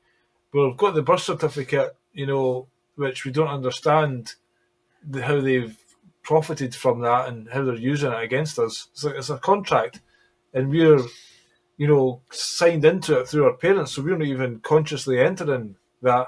Yeah. And that legal fiction name is what the police need when they're arresting you. And I'm in something right now. It's like a community that's trying to have a trust, because these guys all have trusts, and they all know how the law works, and because they can't just dominate you unless you sign up for it. Right. So, like right now, I've got a parking ticket, and I'm saying, "No, I'm a living man. I'm not this corporate entity. Show me the contract that I signed. If I fucking stick my car there, I've got to give you 20 hours of my sweat labour or whatever." And they're not getting the answer. They've just got the same letters to send back to you. You owe us the money. Fucking send us it. But if it does go to court, technically, if you've done things right, because to a certain level, they have to say, "Oh well, maybe you do know the law," but they'll try and keep the truth hidden from you. But again, this is what people need to take responsibility back. And instead of saying we're going to fight digital ID, let's march to fight digital ID. I don't know how that's going to solve anything. It's not. We should be getting our heads together and figuring out how we can create a new reality and a new world, and either go and hang these guys. For saying that, but you know what I mean? Just stepping away from their bullshit. Yeah. It's coming at us at a rate of knots. And Tony Blair pontificating makes you absolutely sick to the fucking stomach. He makes me sick. He's a war criminal. He's a demon possessed, you know what I mean? To a fucking high level. But what the hell is he coming back? Because apparently, again, I don't follow this stuff in depth, but there's rumours that his son is involved with the company that's going to do the app. So he's going to make billions. And it's a big money grabbing thing, because they'll take away everyone's property, and they'll put immigrants living in beside you. You'll not own your property, and you'll all be on universal income based on these digital tokens. And then if you don't play the game, you'll get locked out of this and not get access to that, and you'll have your meat quota and your carbon quota, which is all shite. Meanwhile, they're spraying the skies with fucking God knows what to block out God knows what, so we're getting poisoned left, right, and centre. It's just an absolute madhouse, and when will it end? Will it ever end? Billy, this is why I have said for a long, long time, this is an individual journey. And it's an individual journey to help and contribute toward the development of your soul. I'm not Christian. If people want to apply a label, I'm a deist. I'm a longtime deist, but I believe in reincarnation. And the more you figure this place out in this life means more doors will be open to you the next time that you have to incarnate. And that next incarnation is going to be very different than this one, because you figured out the truth, or as much of it as you possibly can, right? So it goes by degrees. If you learned absolutely nothing and you're just operating within the system of lies and deception, then when you pass away and then it's time to plan the next life, then you're going to go out the same door you went out in the previous life. And the soul will say, well, that looks like the same door as last time, right? And your guides are going to say, exactly. It's the same door, because you didn't learn anything the last time. You didn't figure anything out. You didn't try to figure anything out. You were going along for the ride, right? Going along to get along. So that's how I approach it. Now, there are going to be people that are going to disagree with me. And you know what, folks? I don't want to hear it. I don't really care if you disagree with me, because like everybody else, I have a right to my beliefs, my opinions as to how things work. And that's how I believe it works. Because the problem we have is that humanity is so fractured and it's so scattered, Billy, as you know, that, look, there are so many people, they have no idea that the entire system is not the way it's supposed to be. Yeah, the They thing is, have well, no idea. They think that there's just parts of it that are busted. And if we could just figure out how to fix those pieces that are not working properly, then the whole thing will magically come together and everything will be okay. It's the mentality that says, hey, if we get the right guy in the White I House, was or going to if we say get the that. right prime minister, things are going to change. Well, look, that level of stupidity, right? That ship has sailed.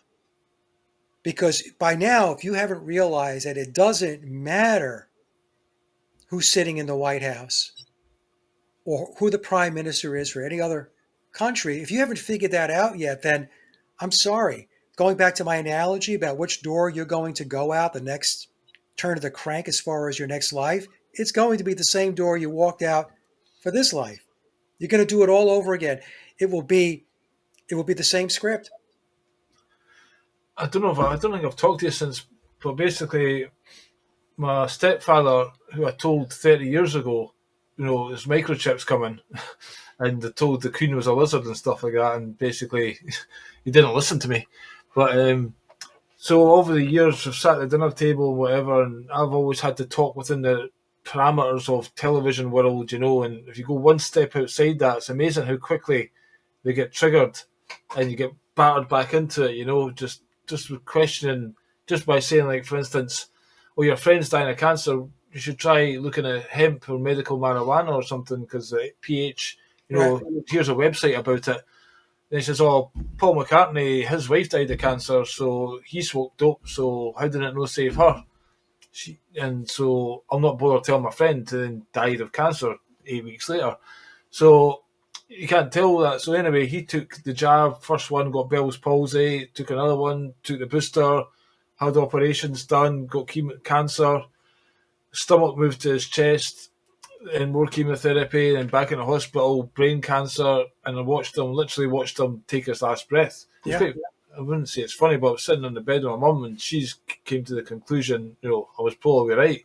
And I started saying, well, he took the vaccines, and then all of a sudden he changed because they were waiting on him dying, and then he decided to die when I started talking about vaccines. I didn't even want to hear it in his deathbed. But That's just right. it was a shame, because I was telling them to come to meetings with the people that wrote, Don Lester, David Parker. I was inviting them to meet them and come to their talks. Who wrote the book, What Everything Makes You Ill. So anyway, what really makes you ill? And he was just saying he'd rather cut his hands off or whatever to attend these meetings. I was like, well, there's the result of willful ignorance and the wish. Why can't people, you just have a conversation with them and they take in information and maybe go and research stuff themselves? What is this cognitive dissonance thing that, this kind of non-player character type mentality that they can't think for themselves, and it's so frustrating how Yeah. you can't just have conversations and people can get together and say, we're getting shafted, by the way. Really? How? Here's how. All right, maybe we should do something about that. Like what? We'll grow our own food, invent our own currency, look after each other, stop going to the rat race and figure out, a way to survive outside. Because this whole digital currency will make living off grid or whatever impossible. There'll be in China, I believe lots of people are sleeping rough right now. There's much more homeless because they're getting kicked out of the social credit system. So that's literally what they want. It's a choice. Do you want to stay alive or do you want to starve to death? You know, Yeah. that's the choice that's on the table. So how can you not talk to folk? And again, I agree with you. I do think it is some kind of almost like a purge that's going on right now, and some will make it, and the rest will have to repeat the system, and something like that. There's some kind of spiritual game. It has to be like almost like Satan or whatever you want to call it. Evil has been let loose to test us and to push us. And are you going to resist? Are you going to fight back? Almost not necessarily fighting, but become wise through this evil that's in your face, Yep. or are you going to go along with evil? Then you're part of the evil, so you can stay in this realm because it seems to be evil's realm. you know. Yeah, it is a spiritual war, Billy. And going back to your comment, because I've heard this too, where people say, "Well, Linda McCartney died and she had cancer, and Billy has all this money and all that stuff." That's not the point. The point is that We need to be open to alternative approaches to, in this case, healing and curing. Now, because it didn't work for one person, it doesn't mean it's not going to work for you. But the point being is we have to be more inquisitive. We have to be asking more questions. We have to push the envelope. Clearly, pumping your body full of chemicals, chemotherapy to treat cancer, I mean, it doesn't take a rocket scientist to figure out that that's probably going to lead to a bad outcome. Yeah. And I have another story too. You're talking about your relative. My stepfather, he passed away back in the spring of 2020, and I love him to death. And he had a brain tumor. So what happened was, leading up to that, he was a very good guy. He was funny, very good working with his hands. He used to be a mechanic, could fix anything. And then all of a sudden, his speech started slurring. And so went to the hospital. I took scans, and he had a brain tumor. So he goes in. I'll cut the story. I'll get to cut to the chase. He goes in for the surgery to have the brain tumor removed. It's successful. And the surgeon who did the work he was amazing. And within a few weeks, you really couldn't even see the scar. It was like a horseshoe right here on his forehead, going back to the back of his head here. And then what happened was they did another scan and they said, well, we see a couple of more dark spots. And so immediately they jumped to the conclusion that this could mean that there's more cancer and all this stuff. Now, up to that point, after he had the surgery, his speech came back. He was back to himself. He was very happy. It was great. We had him back. So then one of the doctors says to him, because of those dark spots, we recommend you have radium treatments, to inject radium into your body. So my stepdad, he's having a conversation with me, and he was my stepdad for a long time. So, we could have these conversations. And he's telling me what the doctor said. I said, don't do it. And he's looking at me. He says, well, what do you mean, Michael? I think I need to do this. I said, don't do it. I said, if you're going to inject radium into your body, nothing good is going to come from it. So he says, he thought about it. He says, yeah, I think you're right. I'm just not going to do it. Let me just play this out. Because at this point, he's perfectly fine. Yeah. There's no slurred speech. He's coherent. I mean, he's functioning properly. Well, the doctor calls him at home and says to him, I really, really, I can't emphasize this enough. You need to take these treatments. So he buckles. And he goes for the first treatment. And he comes back. And he says, oh, yeah, I feel fine. No issues. And I'm just shaking my head. Goes in for the second treatment. Billy, after the second treatment, it was all over. His health went downhill like a free fall. Wound up in hospice. He was in hospice for a week, and then lights out. He was gone. And to this day, I said to my mother, I said, he should never have taken those shots, those radium shots. And my mother said, I agree. He should never have taken them. But what happens is people get scared.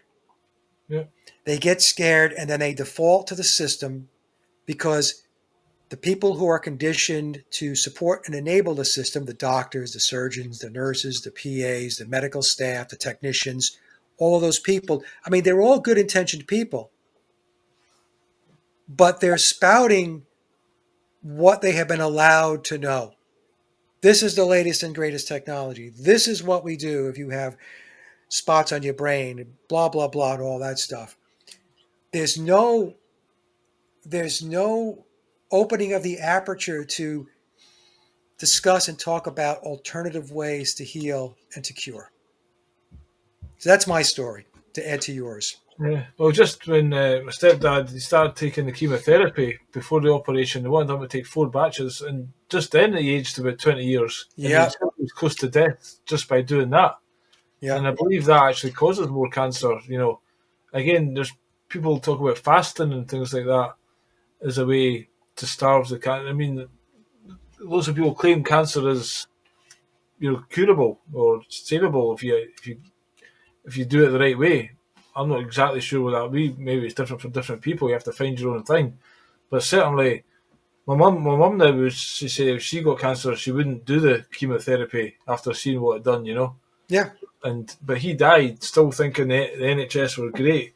But one thing that happened after he went to the hospital, he was on the mend and he couldn't eat very much. But then he collapsed one night and went back in the hospital and they done these tests and then they found something. And I was there. They said, we're going to wonder what caused this. And I was dying to say, well, maybe the vaccine they just gave him just started this whole process. Have you ever looked into that? But out of respect for him, I never said anything. But then it says, all right, you've got this cancer in your brain. There's nothing we can do about it. And if you get ill, you're on a do not resuscitate, DNR. Yeah. So that kind of shocked him a bit because, hold on, these are supposed to try and keep us alive under any circumstances. Now they're telling me if I get ill, they're just going to let me die. I think that was a bit. Well, again, he still didn't question the NHS probably to a high level, but I think that was a bit of a shock, because that's a brutal reality. And now we're talking about, people are talking, well, in Scotland, I had to write a letter to say I do not want my organs or my son's organs harvested, because if you die without giving that letter, they automatically take it, which is wrong if you ask me. And then I think they're trying to push this. I think there's a whole industry basically of this organ harvesting, and we're led to believe it's to save other people's lives, but really they want to depopulate. So is that the real agenda, or is there something nefarious going on with all this? You know what I mean? And you have to be alive again for when they take the organs. You're That's still right. alive, so you're not actually clinically dead. That's right.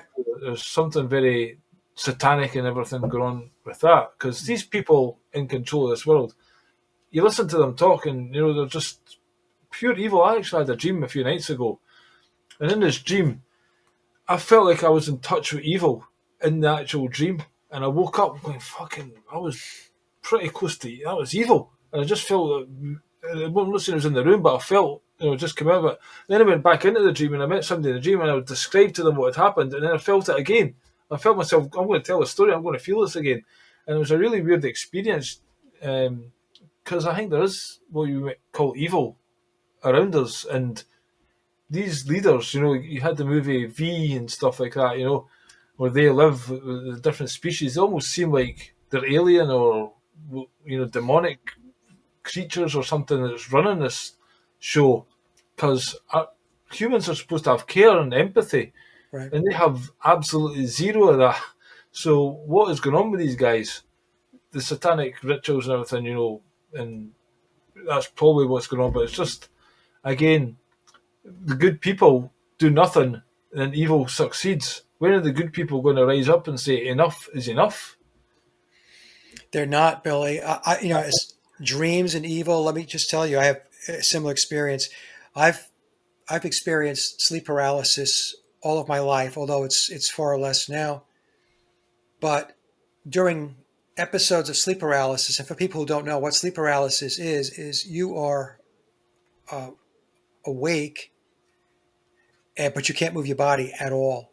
You can't move your body. Yeah, I used to work night shifts and I used to sleep sometimes at night, and it's quite frightening because your body's asleep but your mind's awake, and you're like, I want to wake up here, but you're Yeah, probably doing and when I went into it, I would get very, very dark, evil uh, entities around me, and so I've had a lot of paranormal experiences growing up and throughout my life. So I absolutely understand that there's a world outside of our world. So is there an evil component to the structure of this reality? Absolutely there is. In fact, David Lynch, who's passed away now, in his 2017 sequel to Twin Peaks, he had an episode in the 2017 series where he shows that there was the detonation of the atomic bomb at the Trinity test site. And he shows the mushroom cloud and the explosion and everything is getting wiped out. But then as that's happening, he's showing these spheres or these bubbles are coming toward Earth. And in one of the spheres was the character known as Bob, who represented evil. Yeah. So I believe my interpretation of that scene that David Lynch was showing us is that evil has entered into this world through portals Yeah. or doors that were opened in some way. Because back during the development of the atomic bomb, there were concerns by some scientists that the detonation of the atomic bomb could lead to a chain reaction. And they didn't know what that chain reaction would mean to existence, to reality. Some argued that it could obliterate reality. And then some people believe that that it did do something to reality. It did alter reality, and that the consciousness put the reality back together again. But when it put it back together again, it was not put back together the exact same way, that there are pieces missing. There are deviations to what existed before. And I'm just, I'm not saying that, you know, that all this stuff is something that I embrace. I'm just saying this is the type of thinking that I think that we all should go through. I mean, we should think through what is reality? How is it made up? Why do we have this evil? I'm not 100% sure. I believe in the whole atomic bomb thing. Yeah, We'll talk about that, but that's another issue. Yep. but there is people talk about Jack Parsons, and he was doing some experiments that apparently opened up portals. Then you've got Alistair Crowley, who Yep. up at Inverness, and then you have the Hadrian Collider thing and the rituals they do there. It's like they're trying to open portals. So I do think there is portals whereby these entities can enter this reality. And even if you go into a bar, I think people can pick up on entities. Oh yeah. I don't know if I've told you this story. Like, I've recently done some basically toad venom, Colorado toad venom. It's like a psychedelic, and I've done the ceremony with a shaman, and I felt like I was literally blowing out a demon. I was like, for 10 minutes, I was like, this is like a scene for The Exorcist here. What the fuck's going on? And then I said to the woman after, I was like, I was mental. I felt like it was doing this blowing out this demon. She went, all right, yeah, it's quite crazy. But then 3 days later, she sent me a message saying, I've had this dark female entity in my living room for 3 days. I've been trying to get rid of it. And when she sensed it, and basically, I said, I thought my ex-wife was in Turkey. But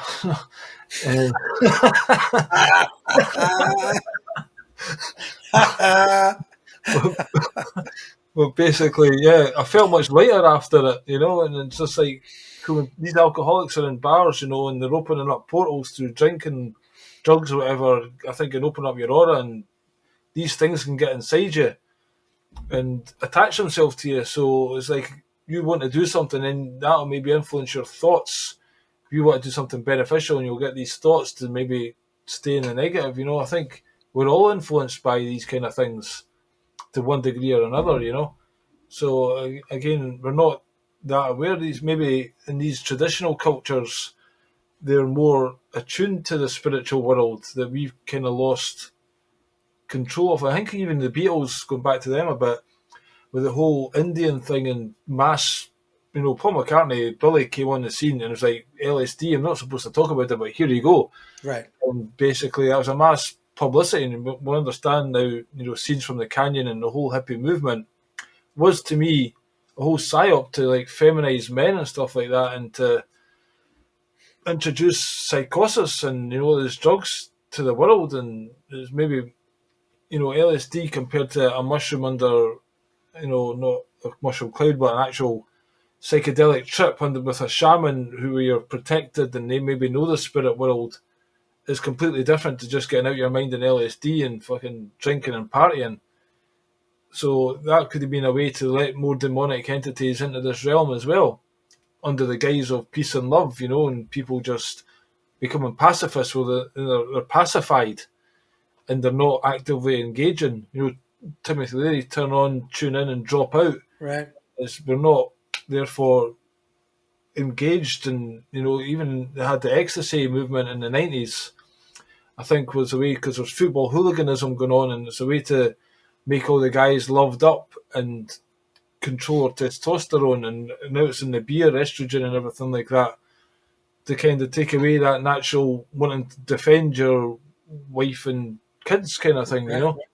So, yeah, I think all these things are playing into these entities coming into us. So we're not aware of it in the West, which is again something we should be thinking about, more in ready, daily conversation than what was the football score last night. You know what I mean?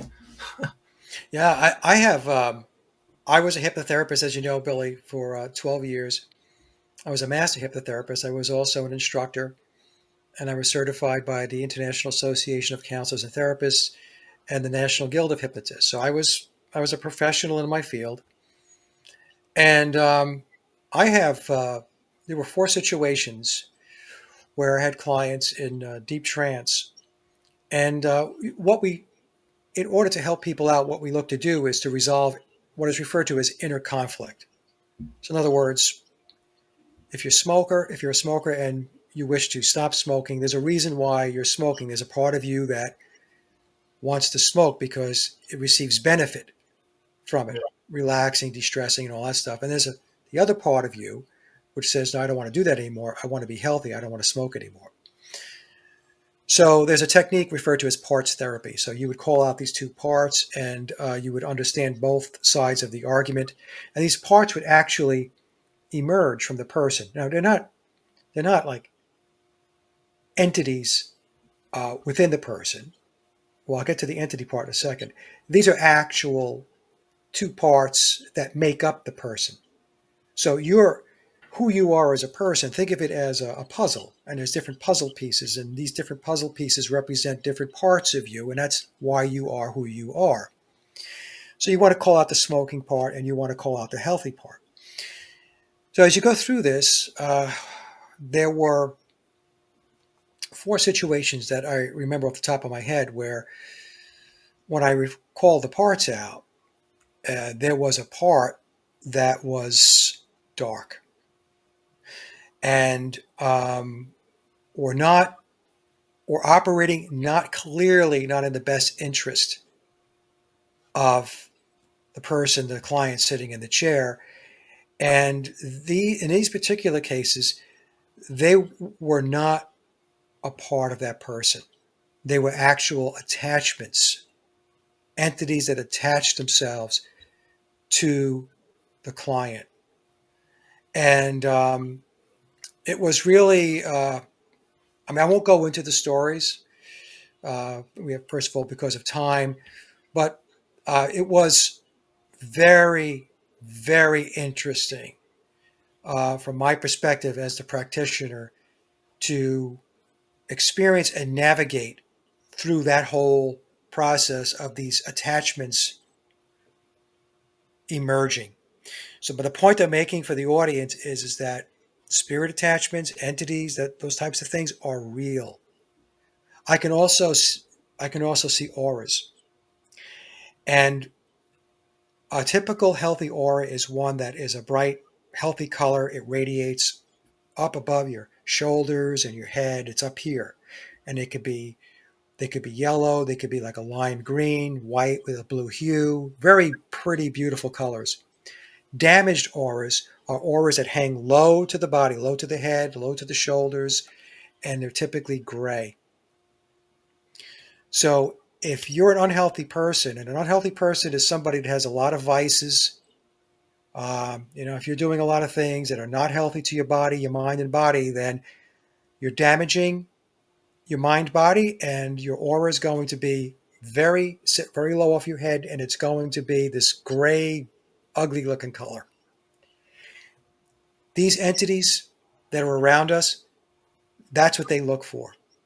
That's the door that opens ever so much in which they can slip themselves in. And that's why it's so important for people to live their life in a healthy way, mentally, physically, emotionally, and spiritually. You have to do that, because if you think that these things don't exist and these things are not going to impede or interrupt or damage your life, you are badly mistaken. And like I Yep. said, I have personal experience in this. And my hypnosis practice, Billy, it was a successful practice. I was in it for 12 years. I taught hypnosis with my colleague, Bren. And this was not like weirdo stuff. This was stuff that actually transpired in my office. Yeah, as I say, I had a real experience where Mm-hmm. just 100% felt like that. I would believe that before that, Mm-hmm. but that just made it all the more Yep. physical, and it's like fucking. And the fact that she came back and said that after, I was like, yeah, that's exactly what happened. Yeah. Yeah. So anyway, that's been the 2 hours, Mike. It's been great chatting to you. We'll have to do it again sometime. Oh yeah, Billy, it's great. The time flies whenever we talk. It's just great. Yep. So thanks for coming on the show. Is there anything you'd like to finish with? No, not really. Again, I did wrap up my Beatles research. I don't want people thinking because we talked about it that Mike's back in the game. Like I said, the presentation we spoke about in the very beginning was something that's been sitting on the back burner for a long time, and I just decided to finish it and upload it. My website is sageofquay.com, and actually, my big thing now is focused on my music. I'm almost done with my album, and I should have it done by the end of the year, which was my target date by the end of December. And it's a lot more fun than sitting there and digging into the Beatles all the time. Because this new album you're doing is actually an old album that you're revamping, old music. Yes, that's the Yesteryear project. That's what I'm working on. So these are songs that go back 30 to 40 years ago. They were mostly demos, and they were recorded on either a 4-track, 8-track, cassette, or reel to reel. And between my brother and I, we have copies of the songs, regardless of how they were recorded, but they were never published. And so I'm working on 10 songs, and I must have, Billy, at least another dozen Right. that are sitting on a shelf. And my plan is to, if I have the stamina and the energy, because it takes a lot of work to do this, is to get another maybe 10 or 12 songs out by December of 2026, if I can do it. I was talking to my previous guest, Mark Nevin, who he was in a band called Fairground Attraction. I don't know if you've heard of them, but No. so he's now in the stage of releasing songs one by one. And I says, oh, I know a guy, Mike Williams, who has been doing that. But for this album, you're not doing that. It sounds like you're going to release all the tracks at once. No, I did release them. I released them. I haven't released them through my publisher, TuneCore. The Yesteryear songs, they are released, and you can find them if you want to listen to them and buy them on my Bandcamp All right. website. Okay, You're but still doing that one at a time kind of thing. yeah, it's one at a time. But I'm not doing it like I did with the songs for my third album, No More Gods. With No More Gods, what I did was I actually released them and published them through TuneCore as Right. singles. And then Yeah. I took the singles and I compiled them and I created the album No More Gods. In this case, I'm putting the songs out. And the reason why I haven't gone to the publisher yet, to TuneCore, to actually publish them, is because I've had moments where I went back and maybe had to remix a song. So in other words, they're out there, but they should be final, but there could be cases where I might decide, okay, let me tweak it a little bit here and remaster it. So I'm waiting, until I actually decide, okay, it's ready, full blown to put the album out. Then it will go through my publisher, TuneCore. So they can find Bandcamp link from your website, Sage of Yeah. Quay. So go to my Sage of Quay site, and then it's sageofquay.com. I have a box where all my links are. Look for my music site, laboroflovemusic.com. If you go there, click on that, everything will be there with regard to my music, including Bandcamp. That's cool. Well, I've not heard them, so I'll go and check it out myself. Look forward to that. Okay, appreciate it. And thanks again for your time, and we'll chat again soon. Thank you, Billy. Hang on just now, we'll see you by off air, but thanks everyone else for watching. Bye, everyone. We'll see you next one. Cheers for now.